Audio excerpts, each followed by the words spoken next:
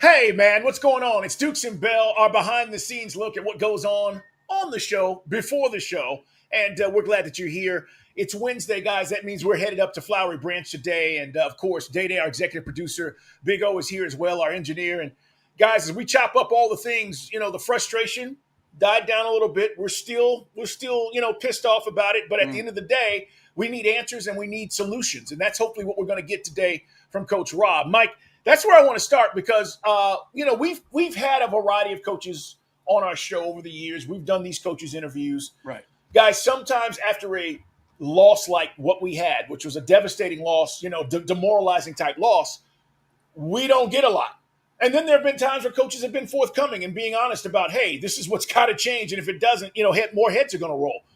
Are you expecting what is somewhere in between today from Rob? What are you expecting as far as the mood? Yeah, man, we've had some clunkers. This is one of the worst losses in the last 10 or 11 years. Now, last year we got smoked by Denver on the road, 38-6. But I don't know, we were a 5.5-point favorite in this game. So I'll ask Coach, I mean, the scapegoating thing, some guys are going to perceive that it's a scapegoat to take out Ike Hilliard. Are you worried you lose some elements of the locker room? Because, some players are looking good. Hey, man, not that it's Dan Quinn's brotherhood, but there's that same sort of vibe that they preach with the Falcons. So it's a quick week because it's talking about the noise, drowning out the noise. Well, you guys created the noise. We got a lot of noise, and it's all because you guys laid a big egg up there in Carolina. We'll ask him some questions about the kicking situation. I mean, how do you get that resolved, and what confidence do you have if we're in a one-possession game?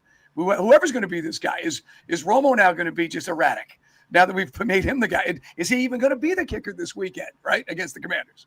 Yeah, it's all valid. And look, nothing's off the table. You guys know that if you listen to us. I mean, at the end of the day, we will ask, but the answers we get, we don't dictate that. And so I'm curious to see how Ra responds. But I think he knows. Matter of fact, I know he knows what is being said in this community and how it's being looked upon. So he's not an idiot, guys. And none of these coaches, even though they say they don't hear the noise, they hear it. And I'm curious to see what he has to say to us today. That's going to be around 3:30-ish, somewhere in there after they get off the field with practice. So make sure you tune in at 2 o'clock.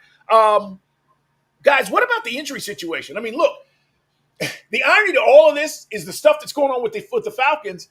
We're actually getting the Commanders probably at a really good time. Yeah. Maybe Jaden Daniels plays, maybe he doesn't. If I'm Dan Quinn and we know DQ really well, he has no reason to risk Jaden Daniels this early in the season if this injury is still plaguing him, which means Marcus Mariota will probably start. And then, Mike, it looks like, without their best receiver in Scary Terry and Terry McLaurin. Yeah, Terry McLaurin, at least right now. Remember, guys, today, later about 4:30, 5 o'clock, we'll get the official injury reports from up there in D.C. and with us. But you're right. McLaurin is listed as questionable. Corner Trey Amos is questionable. Marshawn Lattimore is also being evaluated for a concussion. But again, we got the worst passing game in the NFL. So, I mean, we said some of the same things about going up against Carolina. So hopefully we can take advantage, guys, of some of these injuries, especially what Commanders are dealing with in their secondary. Yeah. Day, oh, man, how do you guys feel? What's your confidence level right now? It's 0, right? I mean, the way we played Sunday, we have very little confidence that we're going to bounce back the way we should, even though I will tell you guys, and I know people out there watching, and thank you for being on Twitter and Twitch and YouTube and checking us out. I actually think we are. I know you think I'm crazy, but these losses – They put a fire under your ass, Mike. They just do. And I think guys are embarrassed on this team. I'm not telling you they're going to win, but they're going to play way better. Now, the offense, if it is completely broken, there's nothing that happens this week, then the Zach Robinson thing gets even bigger. Where you got O and Day on this?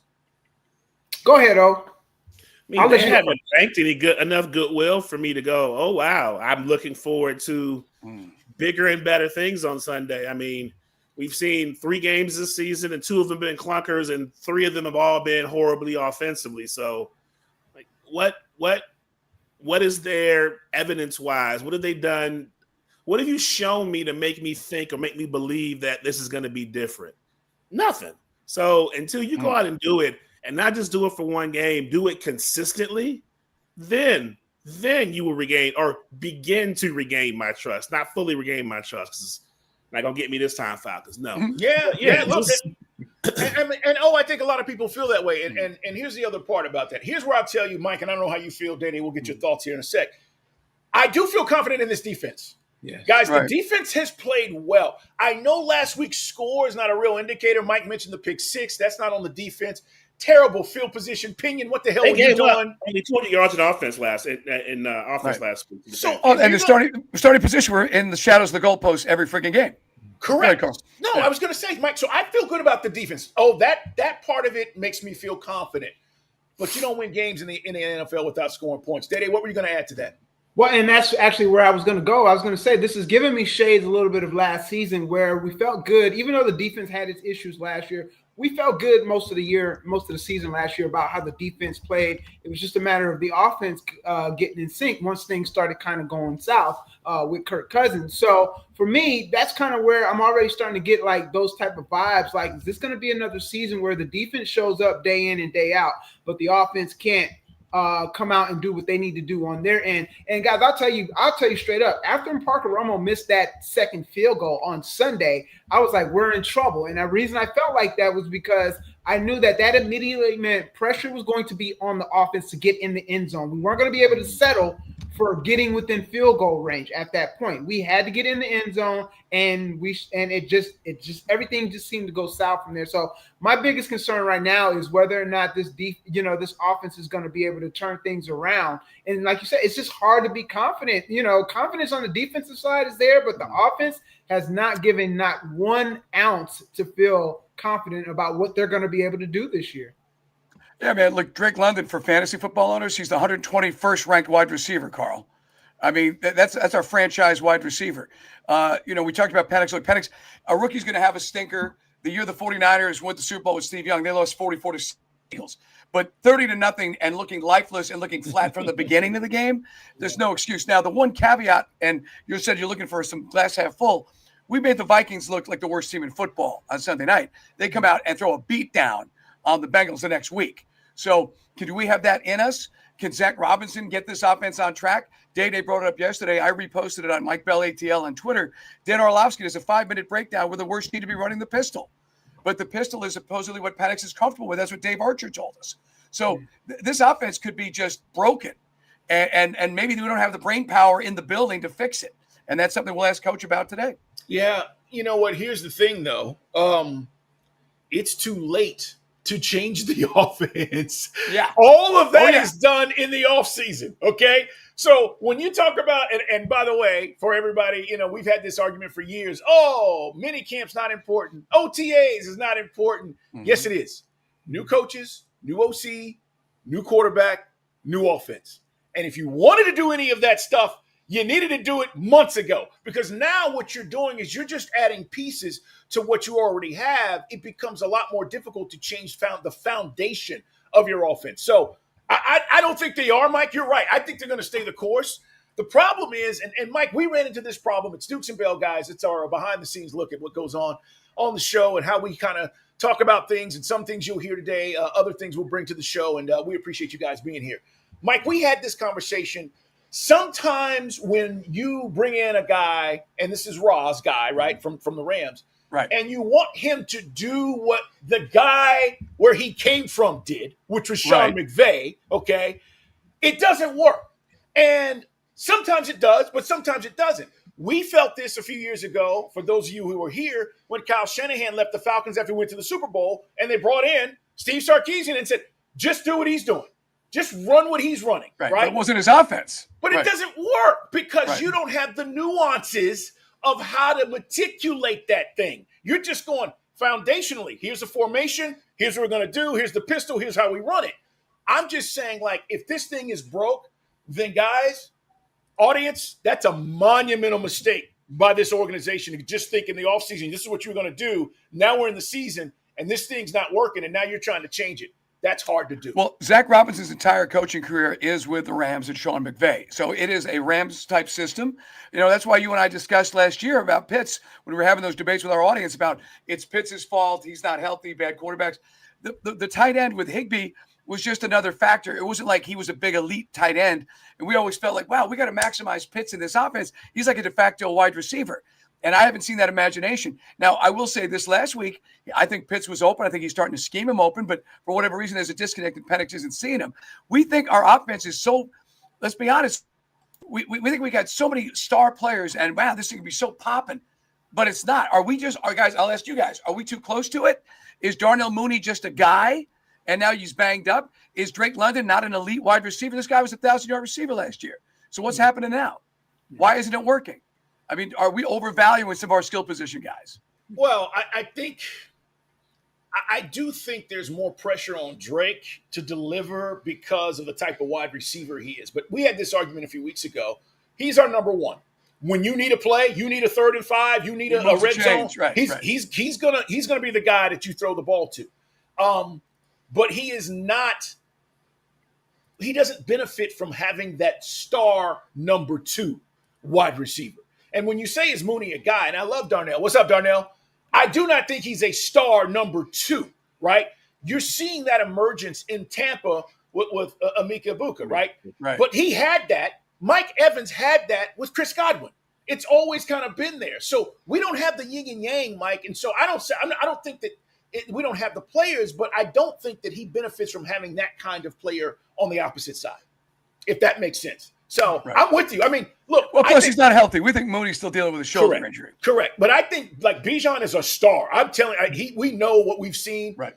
But the wide receiver thing, and this is why I said next spring, it wouldn't surprise me if they go in the draft and go get a real speedster kind of dude in this upcoming draft. All right. We're going to take a couple of questions, by the way. Day, if you have a question, post it. Day-Day's going to read it to us. We're going to take a few of your questions. If you guys want to chime in, ask us a few things, we'll do that on these as well. And today we'll start doing that. All right. So if you're watching, however you're accessing this, hit us up and ask us a question. One last thing before we get out of here and answer some questions. Fellas, what the hell is up with the Braves? 10 in a row? I'm right results, wrong time. Where was this? What, Mike Bell? Wait, are we being fooled? Is this the real Braves? Well, I mean, it's great to see. I mean, if you can carry on and build some do you believe in momentum from the end of a baseball season until the next season? No, I don't. I don't either. I mean, especially when you think about how we're going to still have to turn over a lot of the pitching rotation, make a hard decision on Ozzie Albies, upgrade at shortstop. We may have the shortstop in the building. We got to get him to sign and stay here. You got to get better bullpen. But this team has gotten hot playing some teams that are under 500 late. I'm always happy to see the Braves win. Great to see Chris Sale come back. Carl and I debated a lot about maybe shutting Sale down. What's the point? What's the benefit? But they're playing with some pride. They wrap up with the Pirates. They can get close. They won't make it to 500, but they will have a strong finish. And then does Snicker have the conversation? He's been rejuvenated by this finish, and he definitely is coming back. I personally, I turn the page on everything and get a whole new management, but they won't. But anyway, I'm happy for it. But I got to be honest. When they go in the tank by the All-Star break and we're at football season, all of a sudden the Braves are in the rear view. For me, as a sports fan in Atlanta, I can't deny that. Yeah, I just don't know if we're being fooled because here's the problem. All the We're guys not being fooled, Carl. This team is what they are. They're inconsistent. Well, this is the team that lost all those games early in the season consecutively. It's the team that got to 500, and then this is the team that won't get back to 500 again. So that's the mark of an inconsistent team. They're going to have these peaks and these valleys, these highs and these lows, and you just got to understand it, I guess. Yeah. Well, Matt Olson was, Matt Olson had a great year. This is one of his best seasons, 275. And again, whether you nerds like the OPS, you don't want to talk average. Nerds. He has a chance to hit 30 home runs, but there's no pressure. No. I mean, there's also no pressure. Same goes for Michael Harris. Had the big second half, but again, we're glad that he adjusted the swing, and hopefully that continues. Harris of late has cooled off. Carly's batting 215 for September. Yeah. Well, he had the 2 home runs last night, and that's where I was going. Like, do you wholeheartedly believe in Michael Harris? Are we going to get this Michael Harris? Or are we going to get first half Michael Harris? Right. Like that's what I'm saying. Are we being fooled? We're going to finish the season. A lot of Braves fans are going to finish the season and be like, man, look at what they did. We're going to come back and be great. Are we? You missed it. I just think 21, you missed the championship DNA of having Freddie Freeman and Dansby, and those were some glue guys. Whether or not we can always debate the 6-year of the contract for Freddie, which in hindsight was totally worth it. And that's no disrespect to Matt Olson, but Freddie's just got that championship DNA. Either way, next year, this offseason, here's another thing. Are we going to put the money into it, guys? That's why maybe when you say to me, wow, great winning streak for the Braves. Okay, great. What are we going to do this offseason?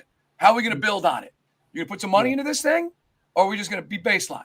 Yeah, that's the biggest question for the offseason. All right, Dave, you got a couple of questions for us before we get out of here? Yeah, first let me give a shout out to Deshaun Thomas. He says he wants you guys to make sure that you tell Ra how the fans feel and what they're really saying about him. I don't know if I want to do that. Now, look, for guys that are out there, two things. We've always maintained a good rapport with coaches. I don't think we've ever had a coach like said, I'm not doing any more interviews with you guys. He would kind of equivocate, not really give us answers, but we were respectful. You cannot after week 3 go in there and go, hey, Raha, coach, fans think you're a moron, because we have to talk to Coach Ra for the next 14 weeks. So you have to be respectful and civil. I believe me, he knows what fans are saying. He knows what media is saying about this, but there's got to be a degree of civility. But we'll ask, as we always do. We ask the tough questions like we did last year after the Commanders lost, when I told him I thought he blew clock management. So we'll be respectful, but I think he knows he knows which way the wind is blowing on this one. Yeah. And here's the other side of this. And again, if the season was over this week, that's a different conversation than having 14 more weeks of season. And I'm not saying that because we're going to placate to him. What I'm telling you is there's still so much to be decided. What if Rod turns this around? What if all of a sudden this offense starts scoring? What if we do make the playoffs? How you feel right now is going to completely change. But yet you want Mike and I to cuss him out today. That's not happening. So that is why we have to make sure that we stay the course. And when we get to the end of the season, and this has been a blank show, trust me, I'll be the first guy to say this was a blank show and a lot of people need to be fired. We're not there yet. And I'll be honest, guys, I was surprised they fired Ike Hilliard. Week 3? Right. I was a little surprised, but that tells you the urgency he has in making sure that he don't lose his job. Right. Yeah. All right, but I will ask him, Carl, I will ask him, what do you say to people who say you scapegoated Ike Hilliard? Yeah. All right, and here's one from Anthony Moore. He says, please ask Ra if they plan to be a little versatile in the offense. They seem to be stubborn, and everybody can see how predictable the offense is right now. And that's actually something you guys touched on last week, actually going into week 3. So that's from Anthony Moore. Yeah, and look, we will talk more today about the offense. Mike and I, coming up at 2 o'clock, certainly will get deeper into how do you solve this. We all beat about it. You know what word I want to use, right? We beat about it for 3 days. Now we've got to find solutions. How do we fix what's wrong, and how do they fix what's wrong? We've got our suggestions, so we'll talk about it at 2, but we will also get the head coach's thoughts. So that's a great question, but you're right. It feels, and the word I've been using, guys, is predictable. The numbers I gave you yesterday, when I'm telling you they're in shotgun, they're throwing it, they're in pistol, they're running it, they are doing this. This is the predictability of this offense. The best offenses are unpredictable. Watch the Lions, right? Mm-hmm. I'm just telling you, watch around the league. The Chiefs at their best, watch the Chiefs. They're not right now. They're injured. These offenses do things, and you're like, man, I didn't expect that. That's what has to happen with our offense. And right now, that's in and out of different formations. You just can't expect the same thing. But we'll definitely talk about it. That's a great question. All right, man, we got to run. Guys, thank you for being here. We do this every day. Tomorrow, we're in Roswell, Loyal Tavern. And then Friday, we're in Athens at Grindhouse right there off of Lumpkin, getting ready for Bama and Georgia. It's going to be an incredible weekend. So we got a lot of stuff ahead, man. But today, Flowery Branch starting at 2. Be there. Thank you, guys.